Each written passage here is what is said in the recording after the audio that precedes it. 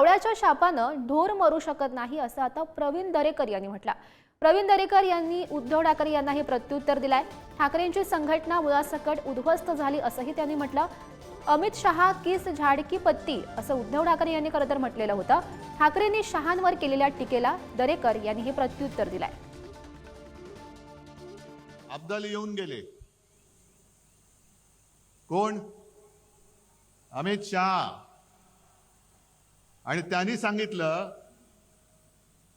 की महाराष्ट्रातला हा विजय उद्धव ठाकरेंना त्यांची जागा दाखवणार आहे। ठीक आहे अमित शहाजी, जखमी वाघ काय असतो आणि त्याचा पंजा काय करतो ते तुम्हाला येत्या भविष्यात दिसेल। मराठी माणसाच्या नादी लागू नका। जिथे औरंगजेबाला झुकवलं तिकडे अमित शहा काय कोणती झाडकी पत्ती आहे। गद्दारांनी वार केले तर उद्धव ठाकरे संपणार नाही। गद्दारांना गाडूनच मी संपेन। मला वाटतं कावळ्याच्या शापाने ढोर मरत नसतं।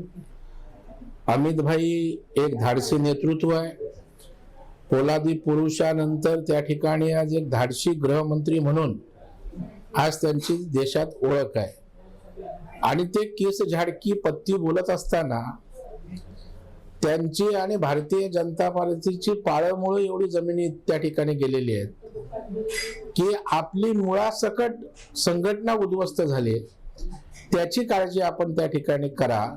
तुम्ही झाडकी पत्तीची काळजी किंवा उपमा देऊन चालणार नाही। तर मुळासकट शिवसेना आज उद्ध्वस्त झाले, तिला संजीवनी देण्याचा प्रयत्न करा।